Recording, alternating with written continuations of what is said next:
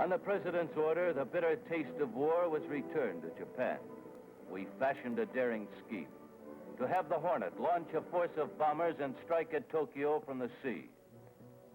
All the volunteers for this secret and hazardous job had been specially trained by Colonel Jimmy Doolittle.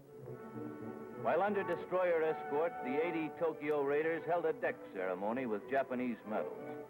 Doolittle fastened one of these to a 500-pound bomb.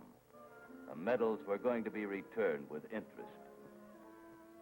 Lashed to the flight deck, the 16 B-25s had a rough voyage.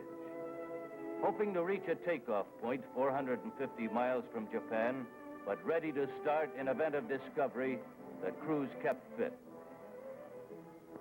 They were discovered. After avoiding 2 enemy patrol vessels, the task force realized they were sighted by a Japanese picket boat. The Hornet's escort promptly sank. Since secrecy had been compromised and fearing an alarm all over Japan, Doolittle, forced into the decision, ordered the planes to be launched. This was 800 instead of 450 miles from Tokyo, and 10 hours earlier than planned. In spite of the last-second change, preparations went according to rehearsal. Only 467 feet of clear deck faced Doolittle's lead ship. The rest barely had room in which to rev up, and the last plane hung precariously out over the stern of the Hornet. After the wind-up by the flight officer, Doolittle made his run down the plunging deck.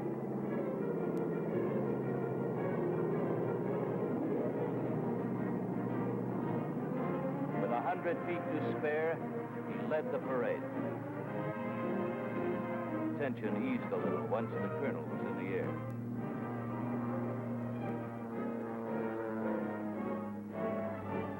Crewmen cheered as one plane after another screamed down the swaying runway.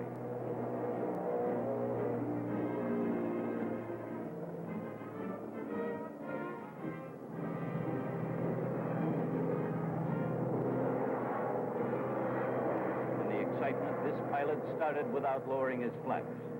His plane ran off the deck, dropped sharply, but expert piloting saved it.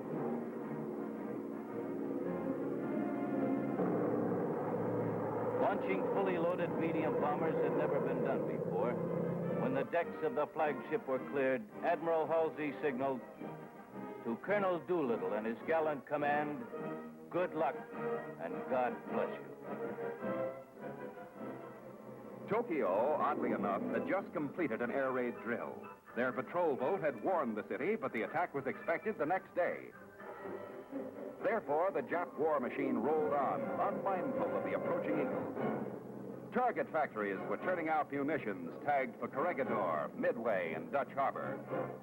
Secure behind their Pacific fortress and confident of an early victory, they discounted America's ability to fight back. Thus, the bombers were virtually unopposed as they flew on the deck. They swept in over the coast on their way to Tokyo. Elements separated and some climbed to 1,500 feet for the bombing. At 12:15, the attack was opened by Doolittle, who dove in before he unloaded his incendiaries upon the Japanese capital.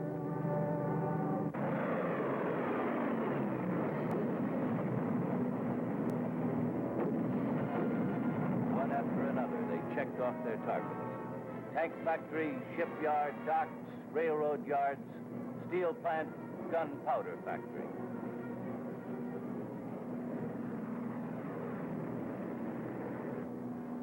As the raiders left Tokyo with a broad trail of flame and smoke in their wake, Japan tasted war. The raid was but an omen of the eventual destruction to be heaped on Japan from the skies. As Doolittle later promised, "We're going back to Tokyo, and we shall go in full array and with mighty allies.